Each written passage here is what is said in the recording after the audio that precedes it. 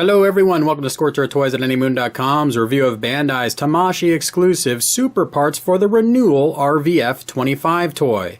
These parts were released in November 2013 for 8,925 yen, inclusive of tax. As a Tamashii exclusive, these were available only to domestic Japanese addresses, so if you were buying from outside of Japan, you should expect to pay a little bit more. Inside the box, you got the first tray, which was your standard super parts set, including the super parts, display stand adapters. There was also instructions in there.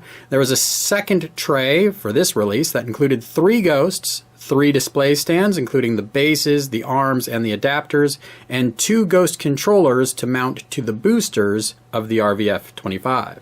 I mentioned that this toy comes with display stand adapters. The normal display stand looks like this. It doesn't have a front attachment piece like we have here that goes even further up on the craft to lock it into position, and the back is just a cradle that the legs lay on. On this toy, however, the back actually has teeth to it that come out. Here is a cradle that is not on a toy, and clip in underneath the legs, so they really lock everything super tight into position. On the Luca toy, and I'm not sure I can show you this very well, that causes a problem because the pegs at the top of this are trying to go into the arm at the same place that the gun adapter is going. So it causes the whole thing to be off by that much, that tall of a distance, which pulls the legs down too far. So obviously you've got some options. You could just not click the legs all the way in, put them on top of those pegs here, and then you won't have a problem. You could just not use the gun, or you could try to get away with just using the front gun adapter and not the back one, and see if that works out for you. So unfortunate display stand issues, but there's some workarounds there. Okay, so I have removed the rear gun mount, which is obviously a piece unique to the RVF-25. You can see those are the pegs that were going into the armholes that are needed by the display stand now. So I've removed that. I've got the gun installed with just the front mount, and everything works out fine. Another piece unique to these RVF super parts is this piece here, which I believe is the controller for those ghosts you now see around it. Looks sharp, and it just pegs right into the front of the booster. You might be wondering, am I going to show you how to install the super parts in this video review? And the answer to that is no. I've done that in the VF-25F Renewal super parts. I've also done that in my VF-25A and G super parts reviews. Check out those if you're wondering how to install the parts. It's all the same here. I also, in my VF-25F super parts review, show you all the differences from the Renewal version to the original version. So if you're curious about that, definitely check out that review. Here's a quick photo comparison of the Renewal version Ghost to the original version Ghost. You can see it's the same mold with 2 exceptions. Looking at the bottom of the craft, there's no longer a big screw showing. They've put a screw cover on there. Also, the connector that connects to the display stand has been altered slightly for this newest version. So the toy itself connects to this display stand that comes with it. The display stand has a ball joint on the top that is unfortunately quite loose. Otherwise, there is a base. You can rotate at the base. You obviously have the 3 pivot points, and then the display stand connects obviously very easily, just right in like so. And there you go. If your ball joint is too loose, there are obviously many ways you can fix a ball joint. A little bit of glue, it's all clear, so that might not be optimal. You could sometimes even just a little piece of Scotch tape in there will do the trick. Obviously, once everything is set up, it makes a very impressive display and really adds to the value of your RVF-25 toy. The only tricky bit for the super parts specific to the RVF-25, besides the display stand shenanigans, are the dome versus these missile bays. You can open them, you just wouldn't be able to open them very far before you hit that dome, so that's a little bit of a problem. Otherwise, you get all the goodness of the VF-25G super parts. There's clearance for the landing gear.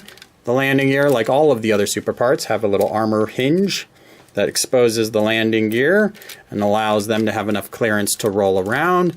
These super parts all attach incredibly securely. I said you get all the goodness of the VF-25G because these hip armors incorporate that one improvement that we saw on the VF-25G and then later releases where they connect via the cover for the compressor, which pegs in a lot more sturdy than we saw with the VF-25F Alto and the VF-25S Ozma releases. So everything all good here, holds together very well, solid.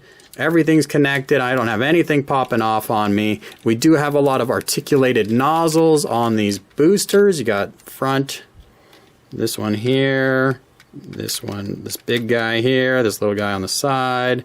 They're pretty much all articulated. It's fairly impressive.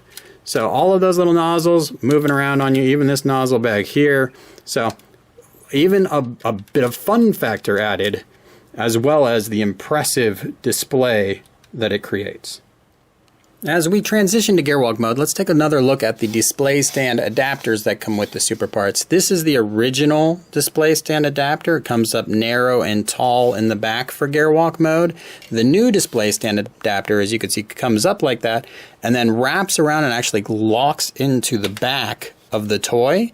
So between that and the further extension in the front, this toy is completely locked onto that display stand, unlike this one, which was just kind of pegged in here and otherwise was letting gravity do the trick. Here we are in gearwalk mode, and you can see the Ghost still adding quite a bit of pop to your display. A lot of value there, and always good to see. For the toy, though, you do have those boosters. They are coming out and they're really limiting your articulation around the arms. Obviously, you can get very good gearwalk poses, but you do have a lot to be cognizant of when you try to move the arms, especially with the RVF having the array plus the booster right next to the arm. It's a very tight squeeze. Now everything still stays together very well. You do still get to play with all those nozzles and everything, of course. You don't have any of the boosters popping off on you. Very solid to handle. Very, very different experience than you would have experienced with the original release super parts on the RVF toy, which was a bundle set. So if you are out there shopping for these, avoid any bundle set super parts. Those are the original releases. These super parts were only available separately. Okay, let's go ahead and check out Batroid mode. As we move on to Batroid mode, we're going to stop again and take a look at the display stand adapter. This is the one that comes with the super parts. And as you can see, this is the one that comes with the regular toy. The super parts have a couple prongs that come up in the front. They actually slide in behind the crotch that folds over and lock the toy on to the adapter. Not quite as firmly as you got with Gearwalk and Fighter mode, but still more firmly than, again, this gravity-based system over here. Once the toy is on the display stand, you are freed up about worrying about keeping the center of balance and all of those sort of things. Works perfectly fine, holds the toy well. You can have a little bit of fun getting just that right pose for your display. Now, one of the big improvements of the super parts, the Renewal super parts over the original, is that it does not inhibit your articulation at the knee like the original super parts did, so you can bring those all the ways back. Now, as you can see, the RVF does add a complication, and that it's got that big radar array in the back, and that is stopping you from being able to bring these boosters all the way in, which could also inhibit your leg articulation a little bit.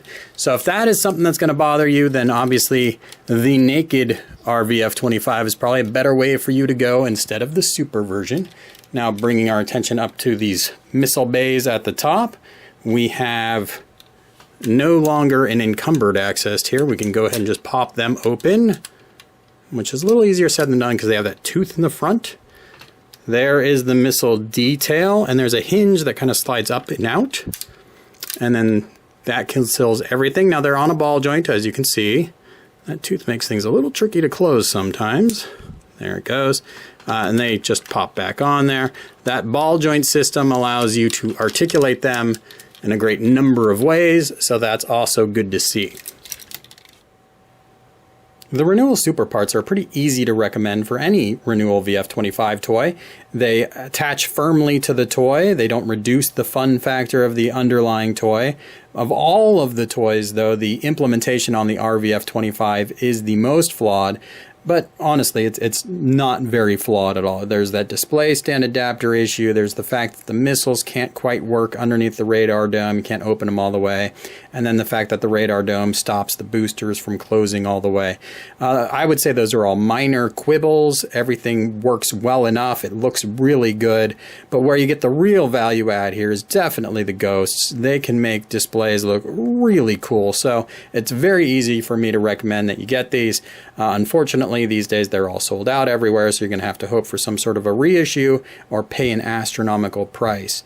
Check out my full article on anymoon.com, and as always, thanks for watching.